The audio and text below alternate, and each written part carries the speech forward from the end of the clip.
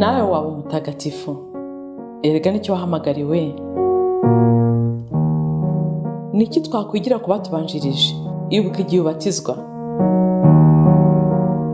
Kuva ubu no mu bugingo bw'iteka ubaye urugingo rwa Kristo, we musaserdoti, umuhanuzi n'umwami. Ngaya amagambo wavugiweho. Muri batisimu wagizwe ikiremwa gishya, wambikwa Kristo. Ese itara ryawe riracyaka? Ese umwambaro wawe urakererana? Humura, garukira Imana. Abatagatifu n'abanyabyaha bababariwe. Akira Kristo. Ikiganiro ibirari by'ubutagatifu mukigizwe na Beata Mukarusanga, umukristo wubase urugo.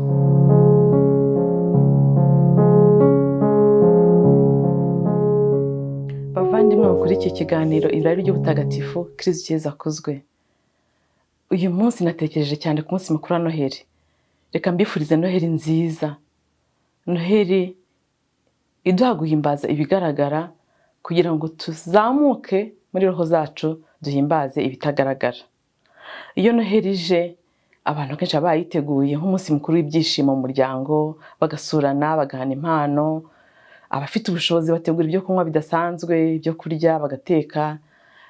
Ariko hamwe n'aho bisigeze uyu munsi n'ubukungu butameze neza, ndakeka ko ahenshi mu mico yacu iciriritse abantu bagenda banabyoroshya. Ariko njyewe nkasanga mu by'ukuri ari biriya bintu byo guhimbaza cyane ku mubiri, hano igihe birangaza umuntu akaba yahera aho ngaho gusa. Nizere ko tutaheza aho ngaho, ahubwo nk'uko mu isengesho ry'Ukaristiya, isengesho ryaganishaga ngo duhimbaze ibigaragara ariko bituganisha ku guhimbaza ibitagaragara. Hari byinshi byaturangaza muri iyi minsi bitandukanye, uretse wenda ibyo bigaragara byo guhimbaza iminsi mikuru, kurya, kunywa, imyambaro mishya ku babishoboye n'ibindi. Hariho n'ibindi byadutse Sekibi yatuvangiye muri iyi minsi rwose, izana amatangazo yacicikanye ku mbuga nkoranyambaga. N'uyu munsi abantu baracyari muri iyo mood, muri ubwo buzima, bamwe bakibaza bati ese ubu nkomeze mbe muri Kiliziya Gatolika cyangwa mvemo? Harimo n'abagiye mu gikari, benshi tuzanye bagiye bambwira bati wenda duhuriye ku mbuga nkoranyambaga, ariko bakambwira ati njye rwose mbivuyemo, nta n'idini nzongera kubamo, baratubeshye n'ibindi. Abandi bakavuga ati aha, bya bindi rero by'aya nyamaswa biragaragaye. Ibyavuzwe ni byinshi murabizi. Waba yambaye ishapure cyangwa umudari nk'uyu bati uri umugatolika, mwe mugiye kwadukana ibi n'ibindi. Ibyo rero nababwira nti nibirangaza byaje rwose mu gihe twari dusigaje iminsi 5 gusa ngo twizihize umunsi mukuru w'ivuka ry'umukiza wacu. Icy'ingenzi twakwizihiza mu by'ukuri muri iyi minsi ni iki gitumye tutagomba guheranwa n'ibyo bintu biri gucicikana ku mbuga nkoranyambaga n'ibyaturangaza na deception zabaye mu kwemera kwacu. Icyambere nuko turahimbaza ibintu bihambaye. Turahimbaza ko ijambo w'Imana, Mana mwana, Imana ikomoka ku Mana, wundi wahozeho mu kuva mu ntangiriro, urumuri rukomoka ku rumuri, Imana nyakuri ikomoka ku Mana nyakuri, wundi ubyarwa na Data, usangiye kamere na Se. Uwo nguwo yigize umuntu, aravuka, afata umubiri mu nda y'umugore, aravuka, aronswa, aba umuntu, aba muri twe, umwe natwe. Ntekereza ko icyo kintu twe kugimbaza ku buryo buhambaye, kuko Imana yinjiye mu mateka ya muntu, Imana igahinduka muntu, bityo mu buryo butagaragara muntu akinjira mu Mana. Ibyo numva ari byo twaha agaciro kurusha ibindi bivugwa hirya no hino byaturangaza. Mu by'ukuri umwe mu bapersona b'ubutatu butagatifu, Imana mwana yigize umuntu, aza muri twe, kandi ngo icyatumye amanuka mu ijuru ni twebwe abantu no kugira ngo dukire.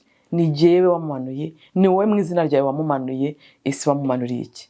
Mbere ariko yuko twinjira muri ibyo by'ukwemera muri credo, ingingo ku yindi twasesengura birambuye bigafata ibiganiro byinshi, reka twibande gusa muri ako kanya umwana Yezu aravutse, ararize. Ako kanya Imana yari sanzwe yibereye mu mezi 9 mu nda Bikira Mariya, araje. Bikira Mariya aramuteruye, aramwonkeje, amuryamishije mu kavuri. Nagira ngo turebe aho hantu bavandimwe, ndetse mbatumire mu burangamira turebe muri ako kanya mu ijuru harimo harabiki bavandi. Mwigeze mubitekerezaho? Imana data irimo irareba ibyo bihe ako kanya gute? Irimo irareba umwana wayo uje mu bantu ite? Ese Imana, tuzi ko Imana data ni urukundo nyampuhwe rwuje ikuzo kandi rwiyizi, rwicengera, ikimenya ikanamenya n'ibiri hanze yayo, icengera byose mu buhanga bwayo budasanzwe. Ese ako kanya irimo iragacengera ite? Irimo irakontampura gute umwana wayo uri ku isi? Irimo iramurebera ijisho.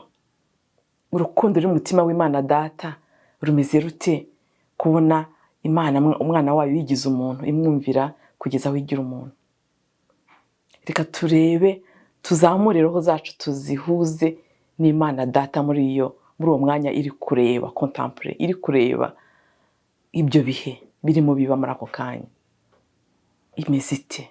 Winjire muri iyo mama, wongere uhibuke igihe ifata icyemezo cy'uko ngo Eva mushya azakandagira umutwaseke bakayijanjagura umutwe. Mutekereze uko umugambi wayo urimo ugenda usohozwa, ibyishimo biri mu mutima w'Imana. Cyamara wayigororokeye muri byose, umwari w'isugi wayumviye muri byose kuva muri ndi cya cy'inkomoko, maze nawe akayikundira koko, akayibera umutoni nyamutoni, umutoni w'Imana, umutoni wa rurema. Hanyuma twongere tuhindukire turebe jambo muri ako kanya. Ntimugire ngo kuko ari agahinja ubwenge bwe bwagiye, arumva ibirimo biba. Ni Imana ibirimo biba muri uwo muriro w'agahinja, muri iyo roho y'agahinja, amaze kwishyiraho abantu bose, kuko yigize umuntu mu mwanya wa bose. Twese muri ako kanya mu mubiri wayize turimo. By'ukuri Bikira yaratubyaye twese. Nimutekereze icyo kintu, nimutekereze Imana mwana iri kuvuga ngo ndi Imana, ndi n'umuntu. Ikamenya ko ari Imana, ikamenya ko ari n'umuntu. Mu by'ukuri bidashoboka guhura byahuye, ikiremwa n'umuremyi bibaye umwe. Hanyuma murebe Roho Mutagatifu uko arimo areba umugeni we. Muzi ko Yezu yasamwe kwa Roho Mutagatifu. Ese Imana Roho Mutagatifu, Imana rukundo rwa Data na Mwana, arimo arareba ati umugeni we Roho Mutagatifu, umugeni we Bikira Mariya. Ako murumvisha ibyo bintu, uko ubutatu butagatifu buri aho hantu ku kirugo, n'ibirimo biba muri ako kanya. Nagira ngo uhumirize muri aka kanya muvandi, nushaka ukore pause, ubikurure, ubyegereze umutima nk'uko abo bavuga. N'ibihe bidasanzwe, n'ibihe bishya bitangiye, kandi n'ibihe bizahoraho. Ntabwo ari ariya amateka ya Betelehemu muri rimwe, ahubwo n'uyu munsi byakubaho muri roho yawe, kuko ibyo twemera bihoraho. None se Bikira Mariya we ameze ate muri ako kanya? Ese ni indorerezi? Ese Yosefu ni indorerezi muri ibyo? Nagiye mabwire ko Yosefu na Mariya bari basanzwe baritoje gusenga, bagasabana n'Imana ku buryo bushyitse, bagahura nayo. None se murumva ibyo bintu birimo biba, bo batari conscient, batari byiyumvisha.